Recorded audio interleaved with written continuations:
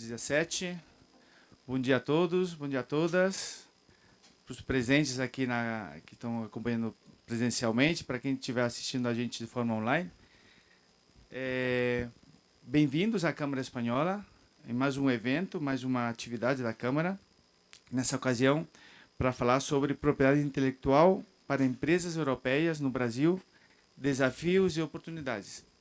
Essa é uma atividade que a gente faz dentro de um programa, um projeto da União Europeia que a gente participa, que a gente está consorciado, né, com outras participantes, né, da Europa, a Universidade de Alicante, a Eurochambers da Europa, e tem a ver com uma atividade de divulgação de um serviço que a União Europeia coloca à disposição das empresas europeias no Brasil, principalmente. É um apoio, é uma janela única onde as empresas podem consultar e podem receber, logicamente, qualquer tipo de dúvida, questionamentos, e serve como um parâmetro para que as empresas que estão presentes no Brasil, aquelas que querem vir para o Brasil, possam entender as dificuldades, os desafios de estar aqui no Brasil. Isso tem muito a ver com não só com segurança nos investimentos, mas também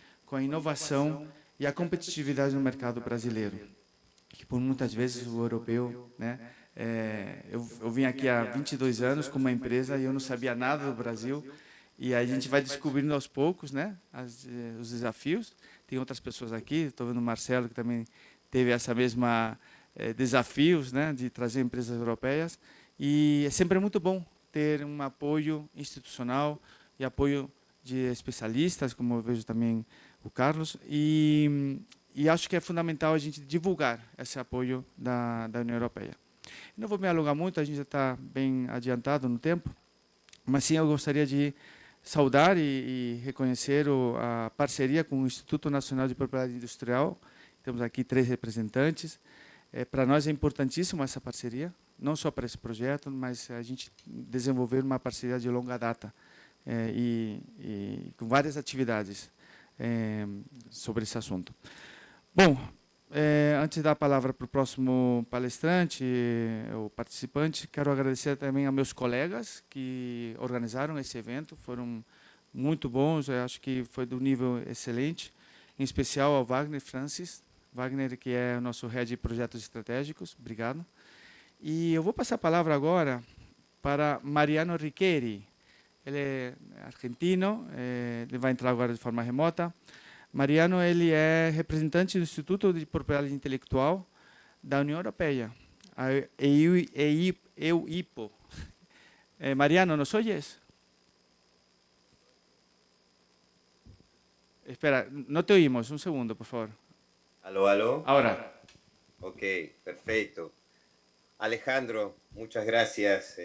Olá a todos. Eu vou falar não português, vou falar portunhol. Não tenho 22 anos morando no Brasil, mas tenho muita experiência e interação com brasileiros há muitos anos. Mas os senhores vão desculpar o meu portunhol.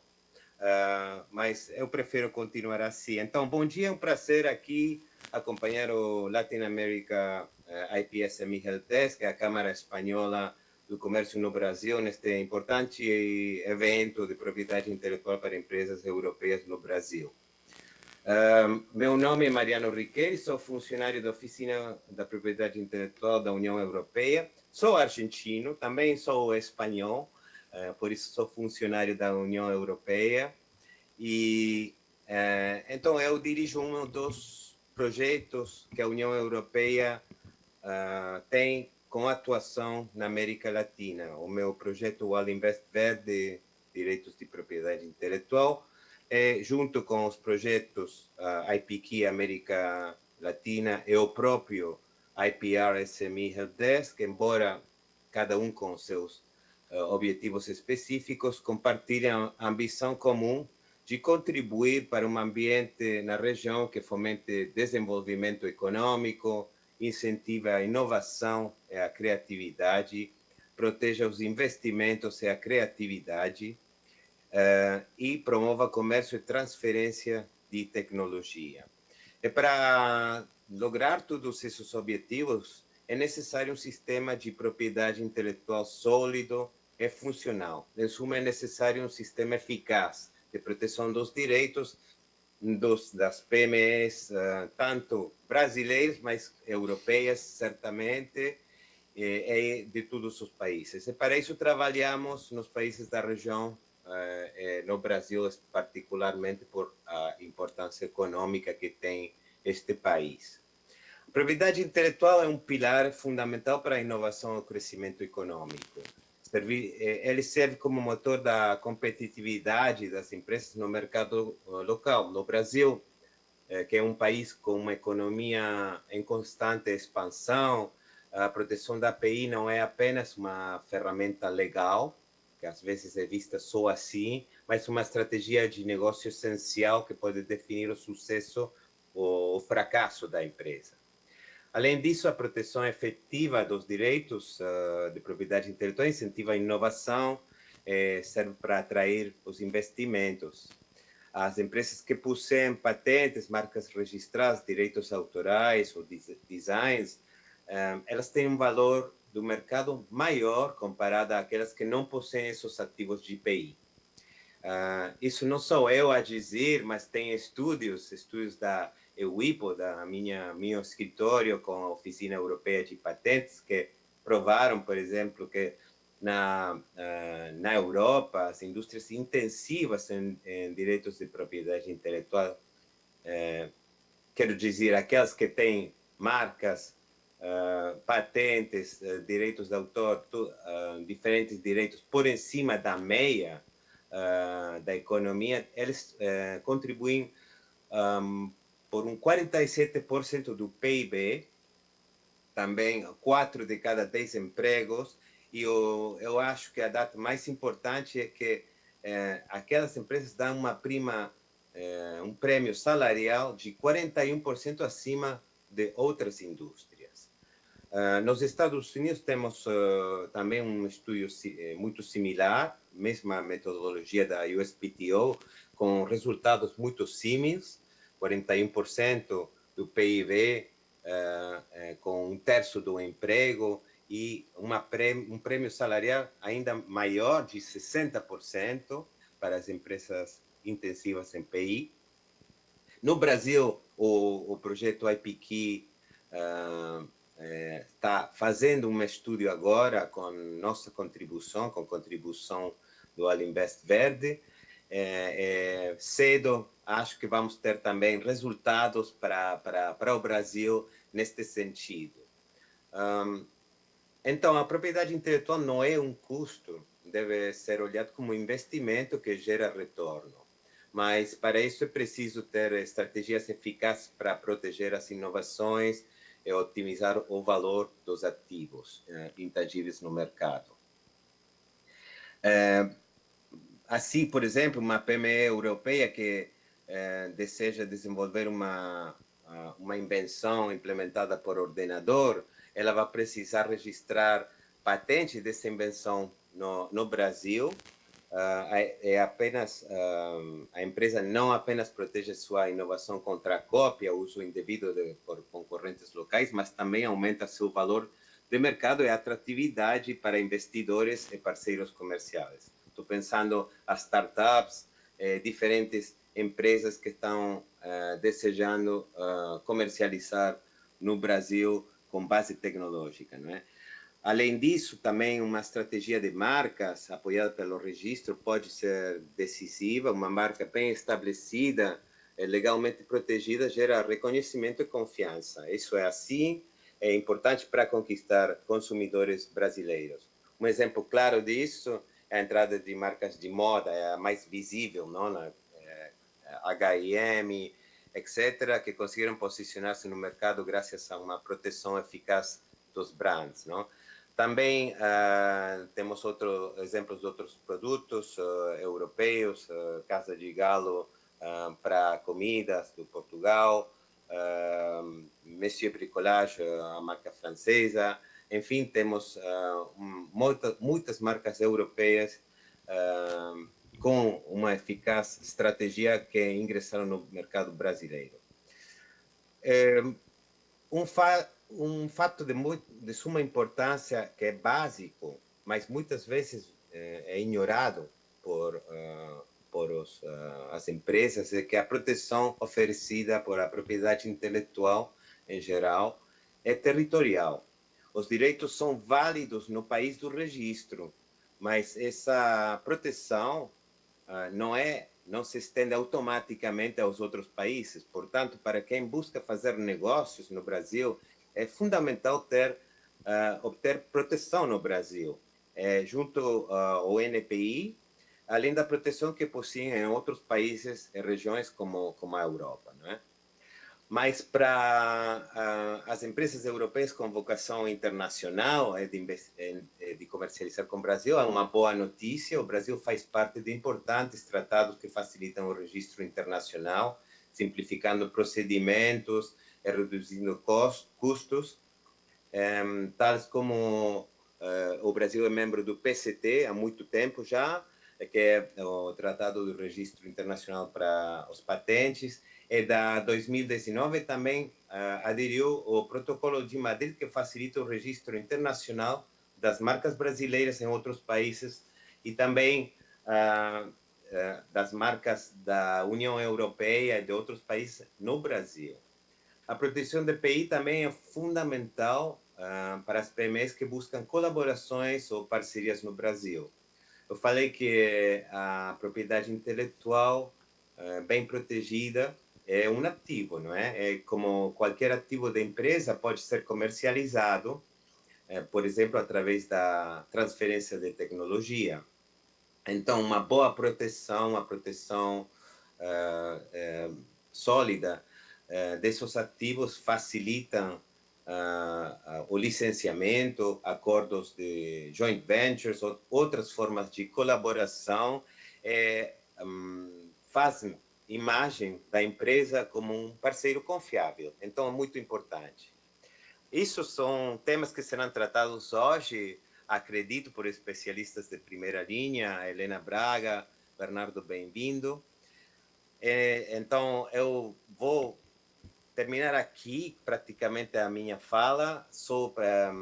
Quero reforçar a ideia que o OPI não é apenas proteção legal ou custo, é uma estratégia de negócios muito importante.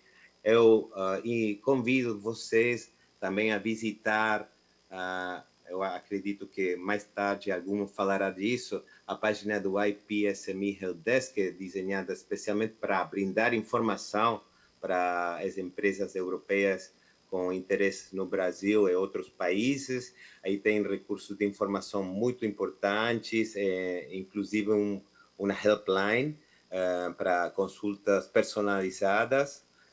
Então, incentivo a seguir este seminário com nossos colegas da Câmara, do INPI, aprofundizar nesses conhecimentos necessários para serem integrados nas suas estratégias de negócios e garantir um futuro próspero e inovador com sucesso no mercado brasileiro. Muito obrigado pela atenção. Obrigado, Mariano. Que português perfeito, para não estar no Brasil, parabéns. Parabéns. Acho que não, mas muito obrigado, Alejandro. Muito bom. Ele falou agora do projeto, do serviço. Realmente temos o Helpdesk, Helpline, onde as empresas podem consultar, mas também tem muito conteúdo. Ele acabou de comentar, bem lembrado, Mariano. Bom, para dar continuidade aos trabalhos, vou chamar Wagner. Por favor, assuma seu lugar. E obrigado mais uma vez.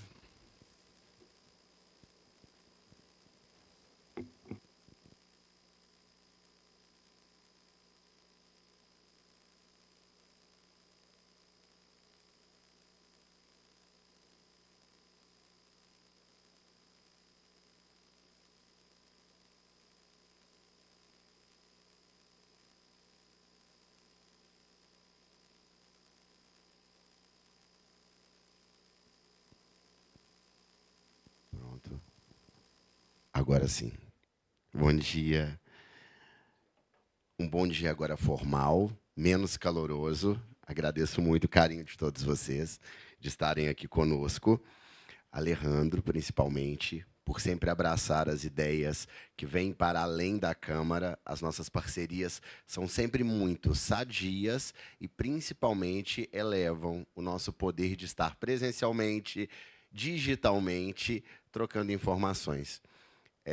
Esse momento de conhecimento, para nós, não é somente rico por essa parceria feita aqui com o INPI, com a nossa parceria maior, que é com a União Europeia, com a Eurocâmaras, mas também para que cada um aqui saia dessa manhã com uma possibilidade maior de, olha, consigo entender agora, assim como eu entendi agora há pouco, que temos, assim como o Mariano falou muito bem, que pronunciar INPI e não INPI, né? Como algumas pessoas pronunciam por uma questão de logística, porque existem outros órgãos que podem ter a mesma pronúncia. Então, quando eu sempre brinco, como mineiro que sou, que todo dia que eu vou dormir, eu penso, o que eu aprendi hoje?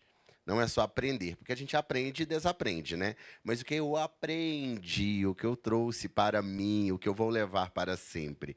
Então, que nessa manhã, além de INPI, eu possa aprender muito mais, espero que vocês também. Falando desta apreensão de conhecimentos, para nós também é uma manhã que a gente apresenta uma atividade que já é desenvolvida aqui na Câmara, mas que agora vem com maior intensidade, que é o Campus Câmara, que é um braço da Câmara, que é um espaço de conhecimento, de produção de conhecimento, de oferta de produtos de conhecimento, que a Câmara vai novamente retomar nas atividades, que para nós é muito caro, não enquanto apenas espaço comercial, mas espaço de produção de qualidade para o comércio. Sabemos dos vários gargalos que as nossas organizações encontram. Então, para nós, estar nesse momento, falando um pouco sobre conhecimento e apresentando essa nossa nova estrutura para que a gente possa desenvolver tanto formação, como encontros como esse, workshops, seminários e, claro, também fazer a curadoria de toda a nossa produção acadêmica de material. Vários de vocês aqui já devem conhecer nosso guia de negócios e toda a nossa produção de roteiros, as nossas missões comerciais. Isso tudo, para nós agora, a gente está institucionalizando dentro do espaço do Campus Câmara, que é um órgão que estará aqui agora na Câmara disponível, tanto para os associados como para os nossos parceiros, para que a gente possa, além de tudo, construir conhecimento e sistematizá-lo. A gente produz tanto, né? Eu sempre digo, como educador que sou, que nós escrevíamos bem menos que as crianças de hoje. Aí fala, não, mas nós escrevíamos mais. Não, eles estão escrevendo, mas em outra plataforma. Estão digitando mais, estão lendo mais informações, que a todo tempo chega nas plataformas. Vocês viram, nós estamos aqui, existem pessoas em vários lugares do mundo aqui com a gente. Então, a nossa informação é muito mais tenaz do que há tempos atrás. Mas como a gente administra ela? Então, a ideia do Campus Câmara é que a gente possa também sustentar como um pilar básico, né, de conhecimento tudo isso que a gente produz. Que não fique apenas como um en passant, como algo que se vai como aprender, mas que a gente possa aprender. Eu peço vocês desculpa um pouco pelo nosso pequeno atraso no horário. Alguns combinados, né? Como bem professoral, alguns combinados para que a gente possa seguir com a nossa atividade. Um deles, a gente está fazendo a gravação, então o material vai estar disponível. Espero que, com toda a beleza de vocês não tenham qualquer, né, objeção a que a gente possa fazer essa filmagem, para que a gente possa depois disponibilizar esse material para todos, que tenho certeza que é, como eu disse, como objetivo do Campus Câmara, é que a gente possa sistematizar, levar isso à frente, guardar a reprodução de todo esse conteúdo aqui hoje para além. Peço também, eu não falei previamente, mas já peço agora formalmente, para que eles não digam não, se a gente pode compartilhar o material de vocês, tanto Carlos como os meus colegas do INPI, para que vocês tenham também acesso. Eles trouxeram um material muito rico e, como são muitas informações, para nós é importante depois poder ter acesso. Então, eu peço a vocês que a gente possa compartilhar depois o material, se vocês precisarem fazer alguma edição, não há qualquer problema, e depois a gente disponibilizar. teremos, então, 2 cápsulas de conhecimento, 2 momentos, que eu vou apresentar para vocês daqui a pouco, os nossos colegas, que vão fazer essa apresentação, essa explanação, e após cada cápsula, a gente tem um bate-papo. Eu pedi para que a gente pudesse ficar neste formato, sentado, para que a gente possa ficar mais íntimos, como eu disse, para nós, somos todos leigos. Para eles, somos todos aprendentes. Então, que a gente fique mais informal para que a gente possa trocar informações depois da explanação de cada um. E, seguido disso, a gente vai ter depois um cafezinho para o final também, para que a gente possa, como eu já fiz com vocês, trocar cartões, trocar informações, que a gente possa também se conectar para próximos eventos. Esse é o primeiro de 6 eventos de propriedade intelectual que vão acontecer esse ano. A gente vai descentralizar, então a gente vai para outros espaços do país e também vamos retornar para cá, que é a nossa casa. Então, todos já se sintam convidados para estar nessa estrutura. Agora que vocês estão aqui, já estão conectados conosco nas nossos campos de contato, em especial os que são associados da Câmara, que estão aqui conosco.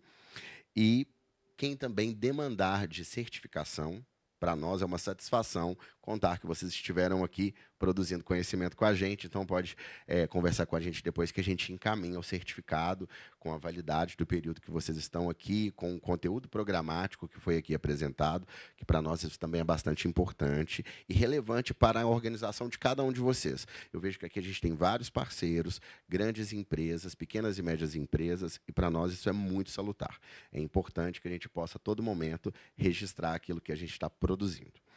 Para convidar, então, para essa primeira cápsula de conhecimento, esse primeiro painel, examinadora de marcas, atua na área de propriedade industrial, com protocolo de Madrid, é mentora do programa de mentoria do INPI nas regionais, desenvolvedora de métodos de redes complexas para a resolução de cadeias de sobrestamento. Consegui falar bonito. Doutora em ênfase em Física e Estatística pela UFSK, mestre em Física Básica e bacharel em Física pela USP, com pós-doutorado na Universidade Federal Fluminense. Maravilhoso. Pesquisadora com ênfase em informação quântica e fundamentos de mecânica quântica. Eu vou pedir para que vocês aplaudam Helena Braga, do INPI.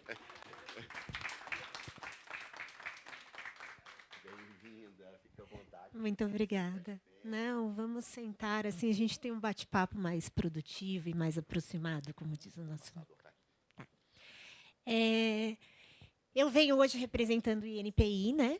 E venho falar com vocês um pouquinho mais acerca do Protocolo de Madrid. Eu trabalho com o Protocolo de Madrid desde a pré-implementação do Protocolo de Madrid no Brasil, né? Então, eu trabalhei desde a criação de sistemas e tudo mais para infraestrutura, para a operacionalização do Protocolo de Madrid no Brasil. Já fui coordenadora do Protocolo de Madrid no Brasil, né? Agora, atualmente, sou examinadora no Protocolo de Madrid. E para mim, falar de Protocolo de Madrid é sempre um grande prazer, porque é como se fosse uma sementinha que a gente começou lá atrás, né, anos atrás, e que hoje tem rendido frutos, né? A partir de 2019, a gente começou a observar os frutos do Protocolo de Madrid aí já no Brasil. Não, vamos ver se a gente consegue. A pessoa tem tanta formação, né, e não consegue passar um slide. Bom, o tema, né, geral, propriedade intelectual, é muito amplo, como vocês sabem, e o INPI ele é responsável apenas por uma pequena parcela, né, desse assunto. Então, a gente faz realmente o registro das marcas, patentes, desenhos industriais, indicações geográficas e repressão às concorrências desleais, né? Esse é o que está previsto na nossa legislação, né? E é o que a gente é capaz de fazer dentro desse arcabouço de propriedade intelectual, que abrange também os direitos de autor, direitos conexos. A gente também faz registro de programa de computador e topografia, né? Mas aí cultivares, tem uma série de outras questões aí dentro desse tema tão abrangente que não são de responsabilidade do INPI, né? Vamos lá. Para que lugar será que eu tenho que apontar isso? Foi. Tá? O INPI foi criado em 1970, tá? A gente faz parte do MIDIC hoje. A nossa sede é no Rio de Janeiro, mas a gente ocupa aqui uma posição em vários... eu acho que a pilha... Para frente. Conseguiu? Aí. A gente está presente em todos esses estados da federação. Aqui em São Paulo, a gente tem uma coordenação mais ampla, que é uma coordenação de relações institucionais, né? A gente fica aqui na Tabapuã, Itaim Bibi, bem próximo de vocês aqui. E a gente faz toda a parte de articulação, né? E de representação do INPI aqui no estado de São Paulo. Tá? Eu sou dessa coordenação, né? A Camila é nossa coordenadora. E a gente tem aqui o prazer de receber o Bernardo, que veio lá da sede do Rio de Janeiro, só para nos trazer as informações mais recentes sobre contratos de transferência de tecnologia. Somos tão tecnológicos. Então, esse é o nosso site. Aqui são os ativos com os quais a gente trabalha, né? E a gente tem um Fale Conosco bem estruturado, então, se vocês precisarem de ajuda, não hesitem em entrar em Fale Conosco, sobretudo de Protocolo de Madrid. Existe uma aba especial do Fale Conosco do Protocolo de Madrid, em que vocês podem tirar as dúvidas e eles são passados para especialistas do Protocolo de Madrid. Na própria página do INPI. Vamos lá, por que a gente deve proteger, né, os ativos de PI? Eu acho que o Mariano já nos deu um hint aí nessa prévia, né? De que a gente tem mais segurança jurídica, a gente tem um direito de exclusividade, a gente tem uma série de benesses quando a gente tem um título de propriedade, né, sobre um ativo de PI. E esse título de propriedade, quando bem trabalhado, ele pode nos gerar grandes frutos, né? Se você for observar, as principais empresas do mundo têm o seu capital basicamente compostos por ativos intangíveis. Se ele puder passar. Olha aí, aqui são as empresas mais valiosas do mundo, né? A Apple, Google, Microsoft, ExxonMobil e Amazon.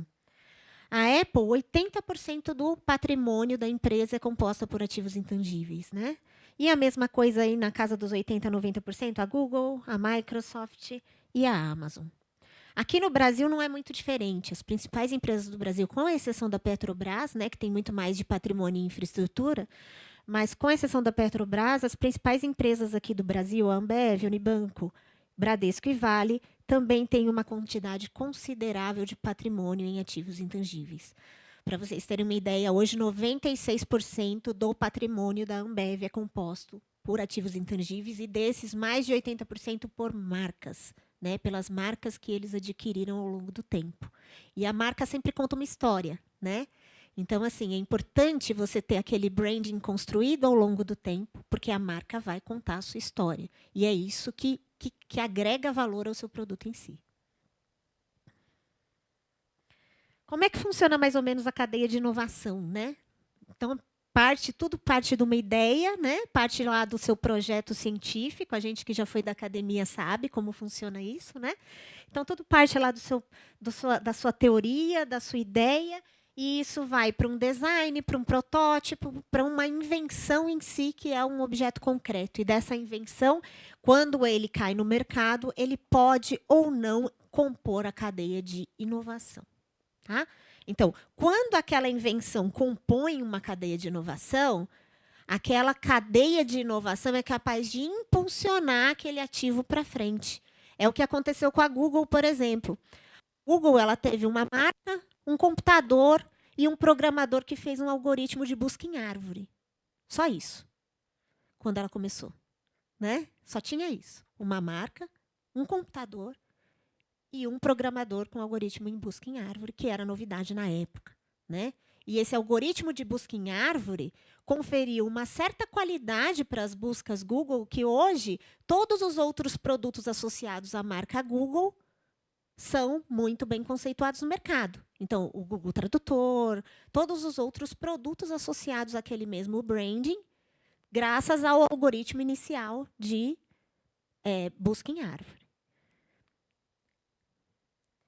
Um mesmo objeto pode ter vários ativos de PI associados a ele, né? Então, assim, quando a gente fala, por exemplo, se você pegar esse ferro aí, ele pode ter uma patente por modelo de utilidade, ele pode ter uma patente de invenção, ele pode ter o próprio desenho industrial, que é o formato design, né, para ser colocado no mercado, e a marca associada a ele. Então, tem várias camadas de propriedade industrial que podem acontecer simultaneamente dentro desse processo de inovação, né? Não é só a marca, né, mas tem várias camadas que são impulsionadas aí por esse processo de inovação e que podem ser exploradas pelas empresas.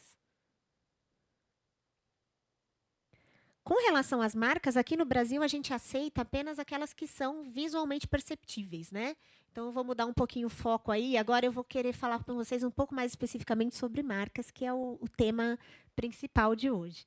Então, assim, embora em alguns países do mundo, inclusive no Protocolo de Madrid, alguns países do mundo aceitem marcas que são consideradas não tradicionais, como a marca sonora, marcas táteis, olfativas, né? Aqui no Brasil, em virtude da nossa legislação, a gente entende como marca apenas aquelas que são visualmente perceptíveis. Então, a gente tem as marcas de produtos ou serviços, coletivas e de certificação, e aí a gente tem marcas tridimensionais, marcas de posição, mas todas visualmente perceptíveis.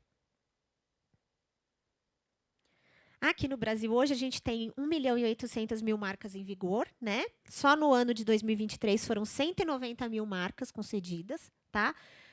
Pela via do Protocolo de Madrid, nós já ultrapassamos as 17 mil marcas concedidas desde 2019. E no ano passado foram mais de 5.700 marcas pela via do Protocolo de Madrid, né? A distribuição de titulares aqui, né, do Brasil, as marcas registradas no Brasil, 78% são de titulares brasileiros, e aí depois a gente passa para americanos, alemães e outros componentes da União Europeia. Atualmente, a gente tem sofrido uma grande alta de titulares no ano de 2023 da China, e também a gente teve um aumento do número de titulares chilenos aqui no Brasil, graças à adesão do Chile ao Protocolo de Madrid, tá, no ano de 2023. Então, vamos lá. O Protocolo de Madrid é um tratado por adesão multilateral, né? Ele deriva do Sistema de Madrid, que é composto pelo Acordo de Madrid, que foi feito lá em 1891, né? E que foi congelado. Hoje, todos os signatários do Acordo de Madrid, esse de 1891, migraram para o Protocolo de Madrid, né? Porque esse acordo ele havia muitas restrições, ele era de difícil operação.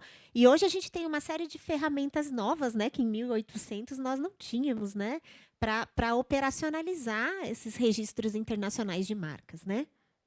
Então, ele facilita o registro e ele também dá uma ideia de que você tem também a popularização com relação aos valores, né, que são importantes. Então, se você quiser registrar sua marca em outro país, você pode ir pela rota nacional, a rota direta, você pode ir diretamente naquele país, compor um procurador e fazer o seu registro. A Convenção União de Paris te garante o direito de reciprocidade, né, com os residentes e domiciliados daquele país. Você pode ir pelas rotas regionais, né, pela própria UIPO, como o Mariano nos mostrou aqui hoje, e pelos escritórios regionais, que garante uma proteção num bloco de países, ou você pode ir pelo Sistema de Madrid, e o Sistema de Madrid te garante acesso a 130 países do mundo. Tá? Então, não vou me ater muito aos detalhes, mas esse é um pouquinho do que aconteceu com a gente aí no Acordo de Madrid. A gente foi um dos primeiros signatários, a gente denunciou em 1934, e depois todos os membros migraram para o Protocolo de Madrid, porque o Acordo de Madrid permanece congelado. Tá? O Protocolo de Madrid hoje conta com 130 países, 80% do comércio mundial passa pelas marcas registradas por Madrid. Tá? Então, eu quero que vocês vejam aí a abrangência territorial no próximo slide, se não me engano. Esses são os países signatários do Protocolo de Madrid. Eu acho que com essa ideia aqui na América Latina, vocês vão entender por que o Brasil escolheu, né, a gente pode escolher, dentre as línguas oficiais da Organização Mundial da Propriedade Industrial, a gente escolheu operar em português, em inglês e em espanhol, né? Porque a ideia, desde o início, era que a gente funcionasse como um hub para a América Latina, né, para os países da América Latina, porque vocês veem aí somente a Colômbia e o México aderiram ao Protocolo de Madrid antes do Brasil. E agora, no ano passado, o Chile, em 2022, no meio de 2022, o Chile aderiu ao Protocolo de Madrid também, com a ajuda do escritório brasileiro. Então, a ideia é que a gente receba pedidos internacionais de toda a América Latina e consiga distribuir esses pedidos para o mundo. Então, o Brasil opera de duas maneiras, como escritório de origem e escritório designado. Como escritório de origem, a gente pega aqui dos residentes e domiciliados aqui no Brasil, né? A gente pega os pedidos, envia para a Secretaria Internacional da Organização Mundial da Propriedade Industrial. A Secretaria Internacional cria um número de inscrição internacional e envia para os outros países do mundo que o requerente escolheu no momento do preenchimento do formulário. Tá? E como escritório designado, a gente recebe de países estrangeiros pela Secretaria Internacional e faz a análise de acordo com a nossa lei territorial aqui brasileira. Como disse o Mariano, a análise em última escala é sempre feita de acordo com a lei daquele país, né? Porque existem pormenores. Por exemplo, aqui no Brasil a gente não aceita jogos de azar, é um exemplo. Mas em outros países do mundo ele é perfeitamente legal. Então, marcas que compõem jogos de azar não são aceitas aqui no Brasil. Então, a gente tem que ser capaz de recusar quando alguma coisa é ilegal de acordo com a lei daquele país. Tá? A gente tem um prazo de 18 meses para analisar o pedido que vem de fora. Tá? E o pedido que vem de dentro, ele normalmente é certificado à Secretaria Internacional em uma semana. Embora a gente tenha um prazo de 2 meses, a gente está batendo aí 5 dias na certificação internacional. Para os pedidos brasileiros para fora, para mandar para fora. Lembrando que quanto antes a gente envia à Secretaria Internacional, a gente conservar a data do depósito, e conservar a data do depósito é importante, porque se houver qualquer litígio, vale quem depositou primeiro. Tá? Então, essa aqui é o fluxo de Madri aqui, operando como escritório de origem. A gente tem que ter um pedido ao registro de base no Brasil. O que é isso? Precisa ter um pedido de marca aqui no Brasil. Ele não precisa ser registro ainda. Você pode depositar ele 1 minuto antes de depositar a petição de Madri, se você quiser. Mas você tem que ter um pedido aqui no Brasil para você ser um requerente legítimo para o protocolo de Madri. Tá? Então, aí a gente recebe esse pedido, certifica ele para a Secretaria Internacional. A Secretaria Internacional cria um número de inscrição e manda para os países que você escolheu no certificado, no seu formulário inicial. Lembrando que, uma vez que você possui a inscrição internacional, que é essa fase 2, se você, amanhã ou depois, quiser designar novos países, você pode. Tá? Você não precisa fazer tudo de novo. Você já tem inscrição internacional. Então, se você hoje resolveu designar Estados Unidos e União Europeia, mas amanhã você quer, você viu que o seu mercado consumidor é mais extenso e você quer, né, espalhar a sua marca por outros países do mundo, com essa mesma inscrição internacional você pode fazer aquilo que a gente chama de designações subsequentes. Tá? Aproveitando sempre aquela data lá de depósito original. Né? Então, a gente opera fazendo a certificação, a transmissão e monitoramento do período de dependência. O período de dependência funciona da seguinte maneira. Uma vez que você tem um pedido aqui no Brasil, um registro aqui no Brasil, né, e você faz uma inscrição internacional a partir daquele pedido de base, a inscrição internacional ela fica dependente do pedido brasileiro por um prazo de 5 anos. Tá? Então, se o registro brasileiro cair, por algum motivo, a inscrição internacional cai também. Tá? Mas, contra isso, existem outras formas de operar. Se, de repente, você tiver o seu pedido de base caído, o seu pedido de base, por algum motivo, sofreu uma nulidade, alguma coisa no Brasil, e você quer continuar com os seus pedidos lá fora, você pode pedir a transformação dos seus pedidos lá fora em pedidos nacionais, como se você tivesse ido pela via direta. Tá? Então, isso é uma das previsões aí do acordo. Então, olha só, como escritório de origem aqui no Brasil, só para vocês terem uma ideia de custos, né? Uma vez tendo o pedido de base, você vai pagar R$ 406 para que a gente certifique o seu pedido de base para a Secretaria Internacional. É só isso que você vai pagar aqui no Brasil. Depois você vai pagar uma taxa para a OMP, diretamente para a Organização Mundial da Propriedade Industrial, e essa taxa vai variar de acordo com os países que você escolheu no preenchimento desse seu formulário MM2. Lembrando que esse formulário MM2 ele é igual para o mundo inteiro. Então, todo mundo que entra pelo sistema de Madri, se ele entrar lá na Espanha e quiser designar o Brasil, ele vai preencher o mesmo MM2. Tá? Então, aqui no Brasil, a gente aceita o MM2 preenchido em inglês e em espanhol. Pode passar. Quais são as vantagens, né? Aqui fala muito para vocês em termos de custos. Embora a gente não tenha o custo efetivo descrito aí, se eu for uma empresa e quiser depositar o meu pedido de registro de marca em vários países, olha como eu tenho que fazer pelo fluxo direto, né? Eu vou ter que constituir um procurador naquele país, utilizar o sistema daquele país num formulário próprio, numa língua própria, fazer a conversão para a moeda própria daquele país. Depois, dar a entrada no pedido naquele escritório regional daquele país e acompanhar pela publicação própria daquele país. E, no final de tudo, todas as alterações que eu quiser fazer naquele registro, eu vou ter que voltar aqui no começo e começar tudo de novo. Né?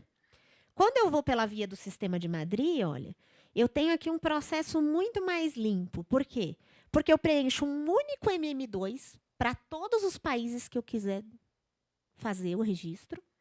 A conversão é para uma única moeda, que é o franco suíço. Então, você vai pagar aqueles R$ 406 e mais o valor da taxa base de cada país, né, em francos suíços.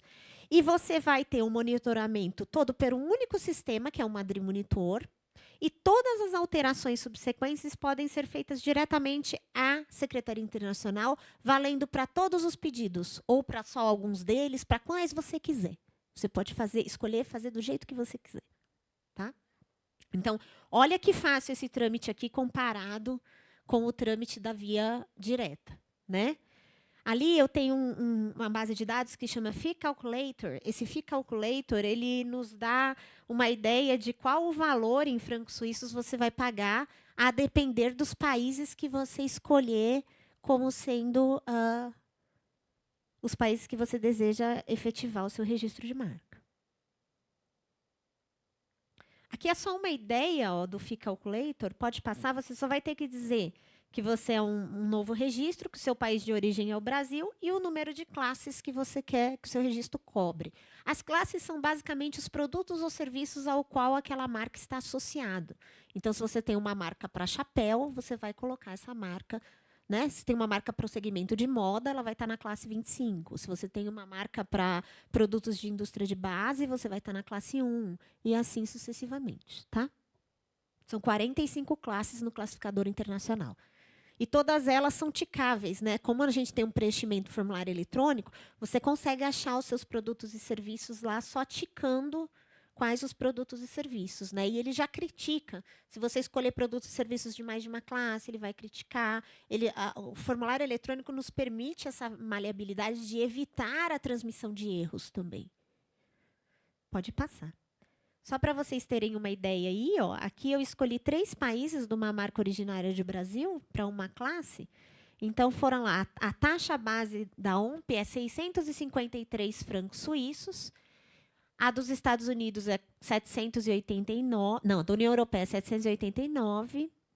Da Grã-Bretanha, 202 francos suíços. E dos Estados Unidos, 450 francos suíços. Tá? Só para vocês terem uma ideia aí de valores, né, para uma classe.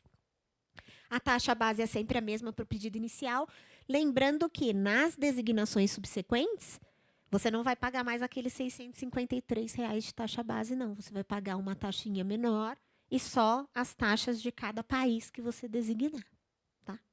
Então, aquele 653, que é a taxa cheia, você só paga uma vez. Pode passar. Aqui são os países aqui os nossos colegas aqui da América Latina, né? As taxas são substancialmente mais baratas, né? 251 para o Chile, 274 para a Colômbia e o México você paga 132 francos suíços, né? E aí vocês devem estar se perguntando assim, e para o colega que tem lá a empresa espanhola e quer registrar aqui no Brasil, né? Ele vai pagar os 653 de taxa base e 75 francos suíços para acessar o mercado brasileiro, por classe. Tá? 75 francos suíços para acessar um mercado em que 33% da população compõe a sociedade de consumo. Um mercado que, no ano de 2024, deve chegar a 2,5 trilhões de dólares. Então, é consideravelmente barato, né, os 75 francos suíços. Então, vamos lá. Quando a gente recebe designações dos nossos colegas espanhóis, por exemplo, né, ou da União Europeia. A gente tem o prazo de 18 meses para dar qualquer recusa provisória, né? E não é necessário ele compor um procurador no Brasil, a menos que haja qualquer contraditório, litígios e etc. Né? Senão, ele pode fazer diretamente pelo sistema de Madrid. A gente aceita mais de um titular e mais de uma classe. Tá? Então, ele pode... Aquele valor lá varia com o número de classes. Então, se ele tiver vários produtos ou serviços que se enquadrem em classes diferentes, ele pode fazer tudo num único registro. A taxa base é a mesma. E isso acaba sendo uma vantagem, né? Porque aqueles 653 são congelados. A gente recebe retribuições em 2 parcelas, então a gente tem o second part fee. Second part fee é depois da concessão, a gente recebe mais uma parcela de retribuição, que é uma parcela pequena de retribuição. Né? Existem 3 países do mundo que recebem second part fee. A gente, a Cuba e, se não me engano, o Japão, que esse ano deve mudar o sistema japonês, não deve mais receber second part fee. Eles vão fazer retribuição única. A gente é obrigado a fazer isso por causa da nossa legislação. Né? A nossa legislação nacional prevê que a gente receba alguma coisa após a concessão, que tenha um pagamento de concessão, está lá na nossa LPI. Então, por isso, a gente teve que adotar esse sistema de um pagamento de uma segunda parte da retribuição, que é só uma partezinha, não é muito menos do que os 75 que você paga lá, só por questões legislativas mesmo. Tá? E uma vez que o processo de fora entra no Brasil, a gente vai analisar de acordo com a nossa legislação nacional. Então, ele pode sofrer oposição, ele pode sofrer recusa, ele pode ser concedido, ter um grant of protection, e o requerente vai ter todas as possibilidades, assim como os nacionais domiciliados, de recurso, se for o caso. Pode passar. Então, aqui, olha, essas são as decisões possíveis de recusa, né? São exigências. Exigências são consideradas recusas em Madrid, porque elas travam o prazo de 18 meses, mas não são recusas finais, são recusas provisórias, porque uma vez que há o cumprimento da exigência e que aquelas questões que foram pedidas na exigência são sanadas, o processo segue para o grant of protection, né? O processo segue para o deferimento final. Além disso, os sobrestamentos, lembra da palavra difícil, né? Das cadeias de sobrestamento dentro dos bancos de dados, também são recusas provisórias, né? Implica que, por exemplo, existe um processo anterior que está, por exemplo, no judiciário, ou que tem alguma pendência anterior que precisa ser resolvido antes daquele processo ter prosseguimento. E, por fim, as decisões parciais de deferimento e o próprio indeferimento por algum motivo de legislação nacional. Pode passar. Aqui é uma ideia de como funciona, né? O Brasil é a 13ª parte contratante em volume de designações recebidas do mundo. Então, a gente tem aí já quase 11 mil, né? Um pouquinho mais de 11 mil designações recebidas aqui pelo Escritório Nacional. Lembrando que a gente começou a operar em outubro de 2019. Então, esse é um número considerável, né? A gente já está na 13ª colocação, tendo começado tão recentemente, né? Além disso, como escritório de origem, o Brasil é a 33ª economia.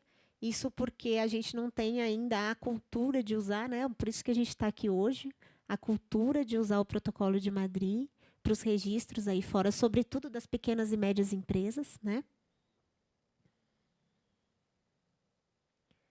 Com relação aos pedidos internacionais, esse foi o volume aí anualmente que a gente fez como escritório de origem, né? A gente espera que esses números aí consigam crescer. Em 2022, o mundo todo caiu, isso foi um reflexo da pandemia, tá?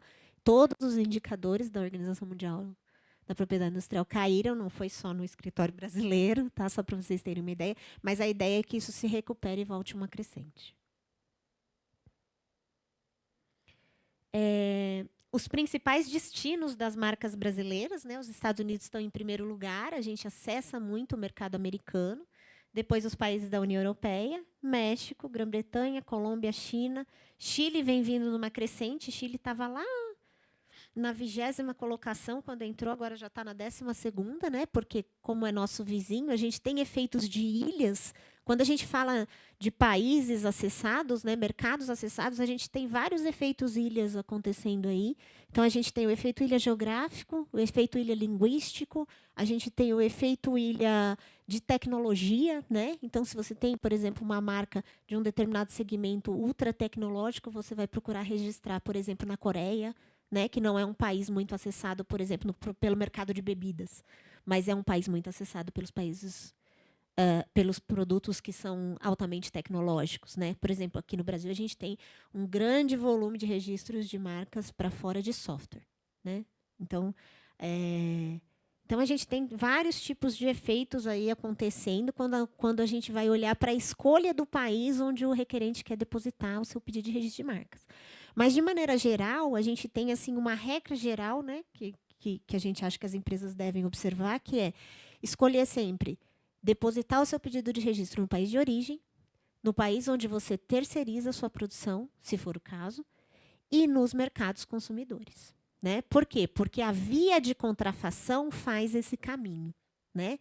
País de origem, países onde a sua produção pode vir a ser terceirizada e o mercado consumidor. Tá? Então, para evitar contrafação, ainda que você não venda seu produto no mercado onde você terceiriza a produção, você registra a sua marca lá. Tá? Isso é um pré-requisito para evitar problemas com contrafação. E contrafação de marcas é um mercado de 34 bilhões de dólares no mundo. Tá? Então, isso é um dado da EUIPO. Tá? Então, assim, é muito relevante. Né? Você vê que 34 bilhões de dólares de receita perdida para contrafação. Os requerentes brasileiros designam, em média, 5 países por pedido. Né? Então, por aí você vê a abrangência dos mercados das empresas nacionais, né? E 1,7 classes, daí você vê o nível de especificidade das empresas, né? Você tem um pequeno hint aí do nível de especificidade das empresas. Você tem as empresas da União Europeia, elas atuam mais ou menos em 2,8 classes, então são empresas que atuam normalmente em mais de um nicho, né? Aqui no Brasil, normalmente as empresas têm um nicho muito mais específico, né? E com relação à abrangência de mercados, você tem aí os grandes asiáticos que têm uma abrangência de mercado muito maior. A Coreia e a China são campeões aí. Né? Eles depositam em 14, 15, 20. Eu já peguei pedidos de 50 países, né? Vindos da China. Essa daqui é uma ideia com relação ao Brasil, né? Dos pedidos internacionais provenientes do Brasil. 52% saem do estado de São Paulo, né? Então, por aí você vê a nossa força aqui dentro do estado de São Paulo, né? Não só nos registros de pedidos de marca internacional, mas também dos nacionais, segue mais ou menos essa estatística. De patentes também a gente consegue colaborar com mais de 50% dos pedidos de patentes no Brasil vêm do estado de São Paulo, né? Entre os brasileiros. Esse daqui é um volume de designações recebidas nos anos. A gente não tem o dado de 2023 para frente, porque esse dado é nos fornecido pela Organização Mundial da Propriedade Industrial. Então, a gente precisa esperar eles carregarem para nos oferecer. Mas a gente vem numa crescente, tá? Se você passar para o próximo gráfico, talvez você vai ver aí a média móvel anual vem numa crescente. E essa média móvel anual aí que vem numa crescente de depósitos de pedidos de outros países, ela cresce no mesmo volume dentro e fora do Protocolo de Madrid. Então, é uma linha que tem a mesma taxa de crescimento pela via direta e pela via do protocolo.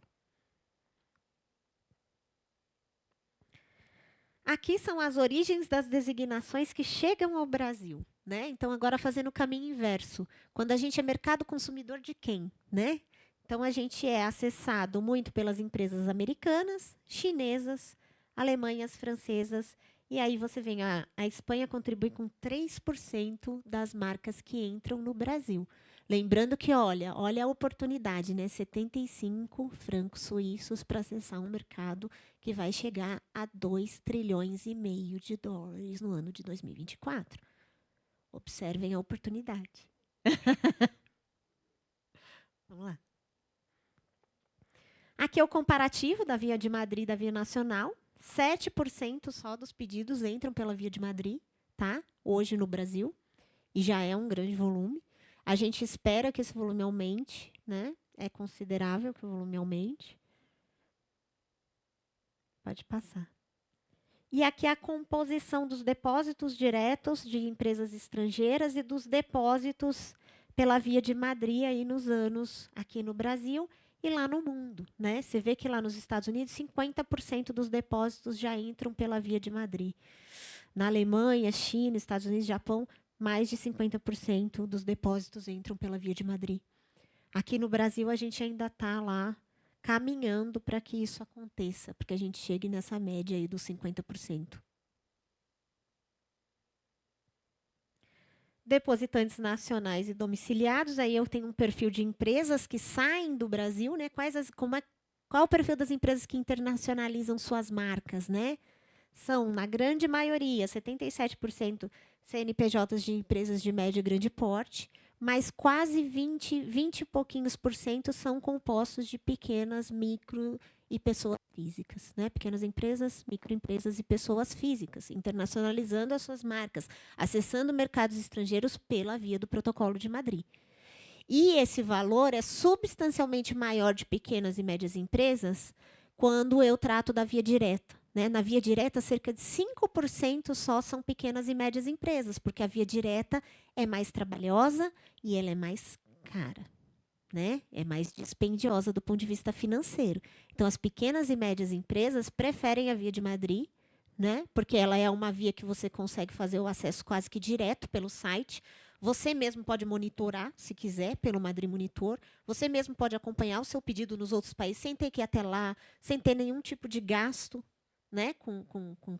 Né? O único gasto de câmbio que você vai ter vai ser os francos suíços originais, né? Você não vai ter que ter gasto com viagem, você não vai ter que ter gasto com o procurador cobrando em moeda estrangeira e nem nada disso, né? Então, por isso que as pequenas e médias empresas, quando vão internacionalizar, estão preferindo a Via de Madrid desde 2019, né? As grandes e médias empresas não, elas têm portfólios grandes, então muitas vezes para elas compensam ter um procurador naquele país. É uma escolha, né? É uma escolha que pode ser feita pelo requerente, e o requerente pode entender que seja melhor para ele ter um acompanhamento direto naquele país, constituindo um procurador, quando ele tem um grande portfólio de marcas. Aí faz muito sentido que ele tenha um procurador naquele país. Mas quando ele vai depositar uma, duas marcas, de repente, para uma pequena e média empresa, esse custo se torna inacessível. Né? Então, era isso que eu queria falar para vocês hoje. Eu espero que vocês tenham aproveitado bastante, que a gente possa aí, né, expandir as nossas discussões acerca de Protocolo de Madrid. Quem sabe se torne aí uma oportunidade, né? Sempre falando aí para os nossos colegas espanhóis, olha aí a oportunidade de mercado, né? Aqui no Brasil, pelos 75 francos suíços, né? Claro, os custos não são só esses, né, de exportação, a gente entende. Mas, do ponto de vista de proteção de marca, gente,